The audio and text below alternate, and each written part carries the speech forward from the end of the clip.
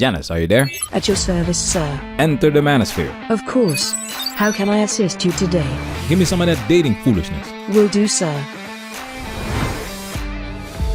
Yeah, if you come into a relationship and you're like, my body count's 10, I'm not even looking your direction. You are literally like, I'm not even gonna reply back to you after that. I'm in a relationship and a person asks me their body count, they're not the person for me.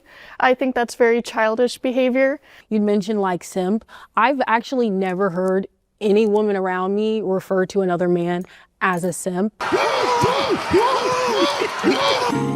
Welcome to Manosphere Highlights Daily. You ever wonder why dating feels like a battlefield? Like men and women are speaking two completely different languages and neither one has a translator? Shout out to Counterpoint for this debate. 4 single men, 4 single women, Gen Z. And they're going head to head on 3 statements about modern dating. Statement 1, nice guys finish last. Statement 2, a woman's body count matters more than a man's. Statement 3, dating apps are not for dating. Here's the rule. If you agree, you sit down. If you disagree, you stand and wait. Simple experiment, right? Watch what happens. Nice guys finish last.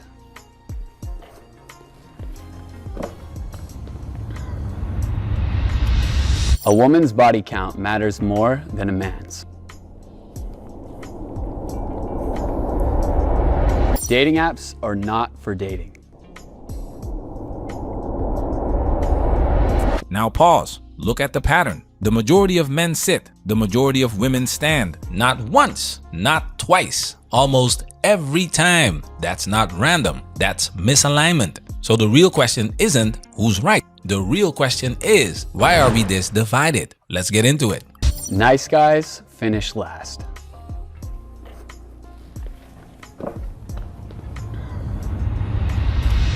If you don't agree with this, just be wary of what is all over Netflix, propaganda on social media, etc.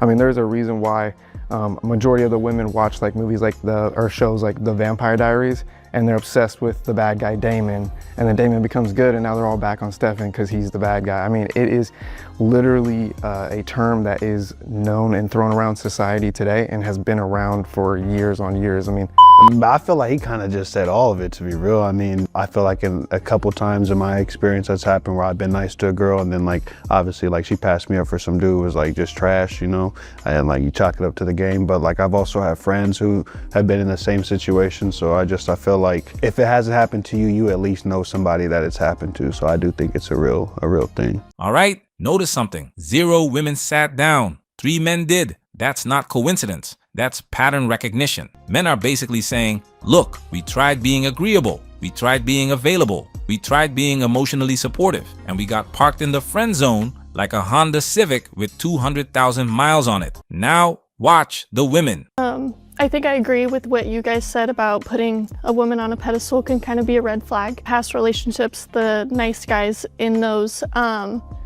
they did put me on a pedestal. Damn! Wait, rewind that. Past relationships, the nice guys in those, they did put me on a pedestal. Did you catch it? Plural. Past relationships. Multiple nice guys. Multiple pedestals. She's not guessing. She's not theorizing. She's speaking from experience. She has dated many nice guys. And she's telling you exactly what happened. They put her on a pedestal and she lost attraction. Why? Why? And I feel like the lack of ambition for their own personal goals was a red flag. I'm a very ambitious person. I'm very career focused. I'm the youngest manager in my company and district manager. Risotto! You say you want love, but what you mean is validation. You say you want partnership, but you mean a witness who will finally say you're good enough.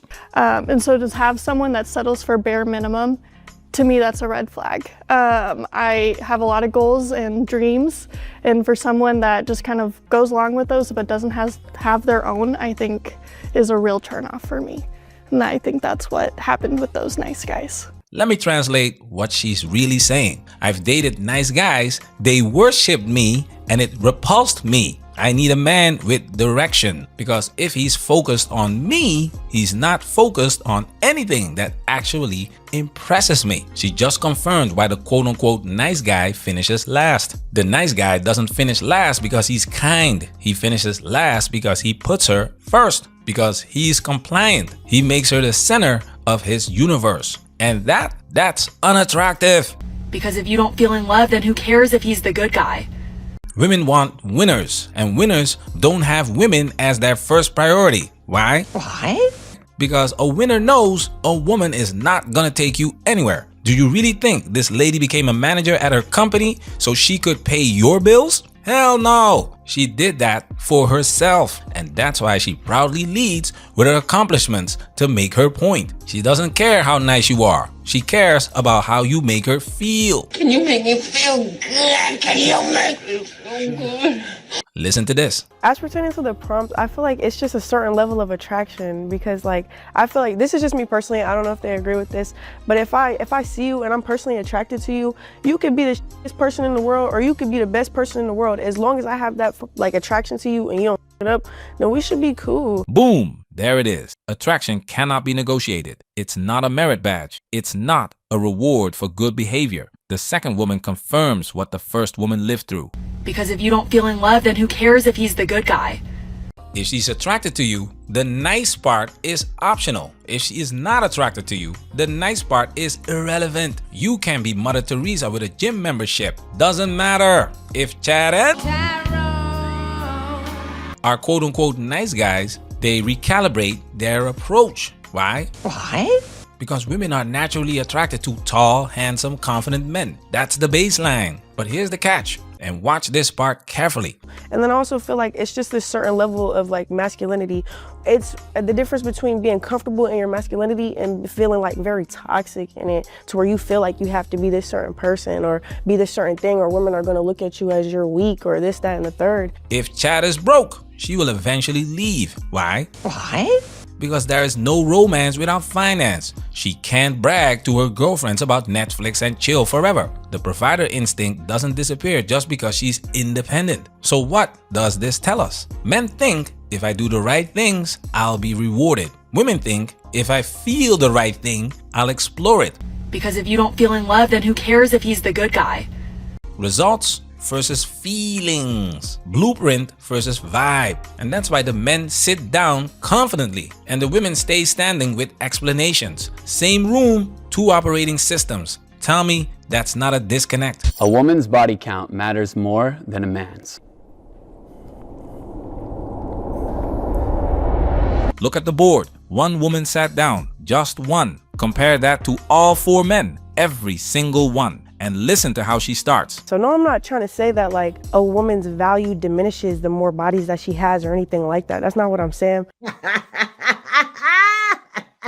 She's barely started agreeing and she's already defending, already qualifying, already making sure you know she's not that kind of person. That right there, that's exactly why the other three women are still standing. Because in their minds, even entertaining this statement feels like a betrayal. Like agreeing means endorsing a double standard. So let's hear what she's actually trying to say. But I feel like as a woman, you are kind of held to this standard. Like you should hold yourself to a standard is really what I should be saying. Like you should know not everybody needs to see your body. Not everybody needs to be in your body. Not everybody needs to know who you are on a personal and on an intimate level. Because as a woman, that's supposed to be reserved for your man. You feel me? So maybe if all your sexual relationships have been inside of intimate, real relationships, yes. But when you just out and about and just and ducking, I can't support that. I guess that's my opinion on it. Notice something? Even when she agrees, she reframes. She doesn't accept the premise the same way the men do. The men treat it like math. X number of partners equals Y level of risk. Simple. She treats it like context. Were they relationships? Was it meaningful? Was it just...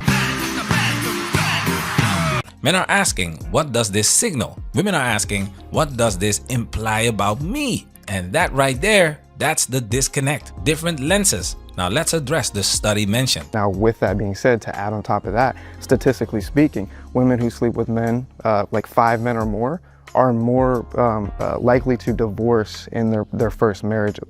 It's like almost, I think up to 80%. Where's that stat from? Oh, well, we can pull it up after. That's okay, I got you. We couldn't verify the 80% number, but we did find the research from sociologist Nicholas Wolfinger, published through the Institute for Family Studies and later in academic journals. Janice, read. What did Wolfinger find? As the number of premarital partners increases, the likelihood of divorce increases. Not morally, not emotionally, statistically. Look at the 2000s line on this graph. Women with 0 partners, lowest divorce rates. 1 to 2 partners, it rises. 3 to 5 partners, higher still. 10 plus partners, significantly higher. That's survey data. And with information like this easily accessible, you can see the average man wake up right in front of you. Yeah, I'll get it going. I feel like a key that opens a lot of locks is a master key, and you know, a lock that opens for any keys is lock. So women, like we've also kind of touched on already, is women are the gatekeepers. Also, like you said, you guys are the gatekeepers of the opportunity to mate. So I think on the surface level, if you're willing to have a high body count and sleep with all these different guys, then obviously your standards for what you are going to be intimate with are a lot lower. That's just how that works. Where a lot of women, and not like specific humans that I want to point out, but I just know generally there's a lot of girls that are out there that say, oh, well, I can sleep with whoever until I'm this age, and then I'll decide I'm going to settle down. And they don't realize that a lot of men inherently do not value that. They value that they've held themselves to a certain standard, and they don't, just give themselves up. The market has spoken. Men know that women can have sex any day of the week, any given Sunday. Can you make me feel good? Can you make me feel good? That's not a flex, that's biology, supply and demand. So when a woman's body count is higher than the predator's, it diminishes her value in a man's eyes. Not because he's insecure, because he is not exclusive. Here's the simple truth men understand. Having sex with a woman is a man's biggest desire from her. If women don't value that themselves, if they treat it as casual as a handshake, then men won't value it either. And they won't value her the way she wants to be valued. Now watch what happens when the women who disagree try to explain themselves. I like to state I've been celibate for a year just before I start this. But with the lock and key statement that was made earlier, I think this is a mindset that men hold. To a lot of men, body count does matter, but I think a lot of women aren't also wanting a lot of the men that are on the market. And personally, like for me, the same group of people that talk about having like post-nut clarity is never somebody I would ever take sexual advice from, because I've never experienced that a day in my life. If I had sex with somebody, if I looked at something, I never thought, maybe shouldn't have done that after. Like I was decisive in my choices of giving my body to someone.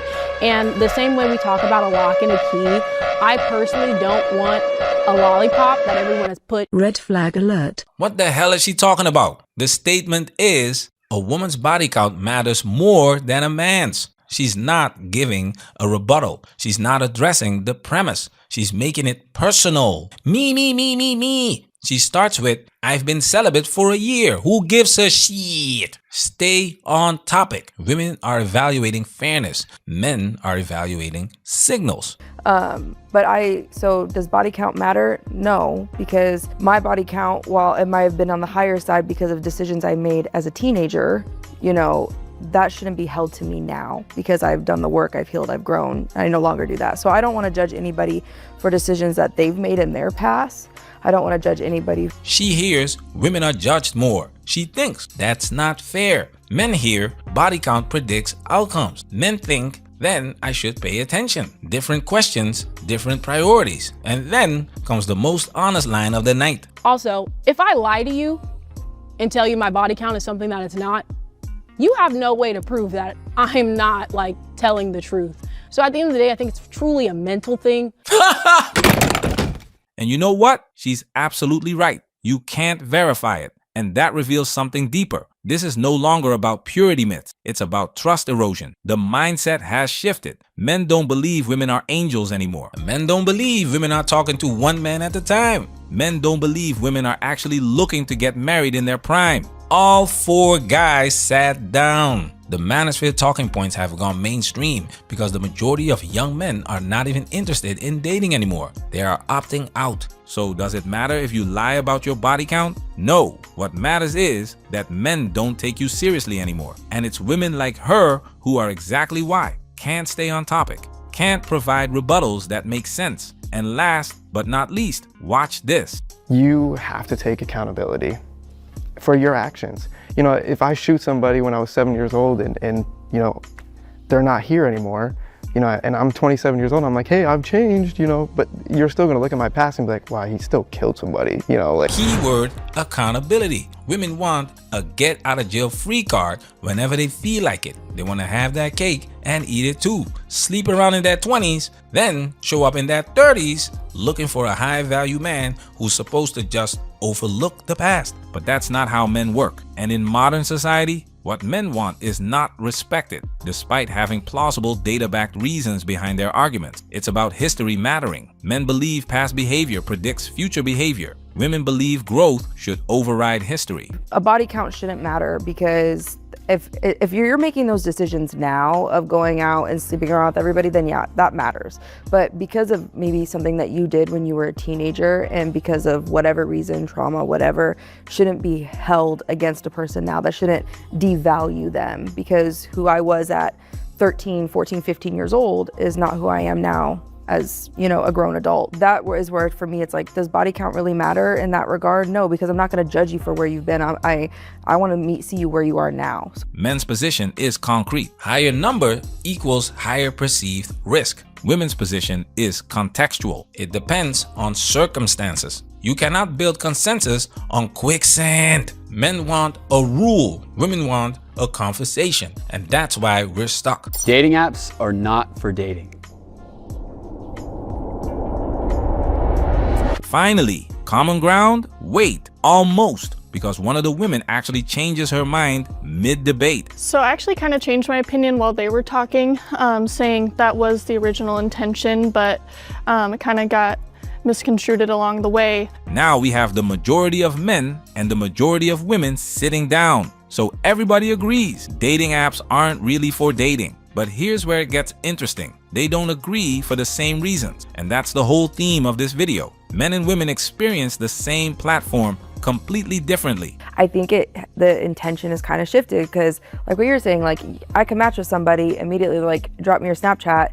I drop the Snapchat and I get dirty pictures immediately. I think there's like the factual truth and then I think there's like the objective truth, right? The objective truth is what's actually happening on those apps. People are just looking to hook up. I don't have time to go out to a bar or a club and talk to people the old-fashioned way, and that kind of sucks with that, but online dating isn't really much better at this point. I would agree it's probably window shopping for men, but for women it's just the validation. It's getting the likes, getting the swipes, seeing the number at the bottom of the screen just build up and you're like, wow, I do have value in this society, and multiple men you know, think I'm attractive. Now tell me, are they describing the same experience? No. Men are describing a desert. Women are describing a mirage. Men are thirsty with nowhere to drink. Women are surrounded by water that's not real. Same app, same problem, completely different realities. The men sit down because they're tired of losing. The women sit down because they're tired of options that don't deliver. Men leave the app feeling invisible. Women leave the app feeling used. Men ask, why won't she notice me? Women ask, why won't he choose me? Different questions, different pain points, different takeaways. And this is the disconnect in microcosm. We are looking at the same thing, experiencing it completely differently, and walking away with opposite conclusions about what's broken. Men think the app is rigged against me. Women think men on apps are trash. Men blame the system. Women blame the people. And neither side fully understands what the other is going through. Because how could you? A man will never know what it's like to have 99+ likes and still feel alone. A woman will never know what it's like to swipe 100 times and get 0 matches. Same app, different universes. And that's the point of this whole video. We're not on the same page because we're not even reading the same book. Men want results. Women want connection. Men see numbers. Women see stories. Men want to win. Women want to be chosen. And until we understand that the other side is playing a completely different game with completely different rules, We're going to keep staring at each other across this divide, wondering why nothing works. The apps aren't for dating. They're a mirror reflecting back exactly what we don't understand about each other. And that's the truth. Or I get, like it's, so there's people, yes, who do have that intention to date and get to know people. I would agree. There is that out there. But there is a vast majority of people that really are just looking to hook up. Or if it's not just to hook up, looking just for a little bit of external validation. Like it's not even just to date or like actually build something meaningful. It's just to find someone that they can talk to for a little bit to fill a void for them rather than like actual deep connection. So what's the takeaway? We're not enemies, but right now, we don't like each other very much. We can't seem to agree on anything we do. Why? Because we are no longer necessary to each other in the way we once were. For most of human history, men and women came together out of necessity. Survival demanded cooperation. Structure demanded roles. Society reinforced interdependence. That necessity is gone. Technology replaced provision. Institutions replaced protection. Convenience replaced commitment. And when necessity disappears, negotiation replaces duty. Now we're not building together. We're evaluating each other. Men want rules. Women want context. Men measure outcomes. Women weigh intentions. Understanding each other might create empathy, but it won't recreate necessity. And until the incentives change, the disconnect remains. Listen to all. Follow none. Manosphere, we working. Protect yourself at all times. This video has officially been highlighted.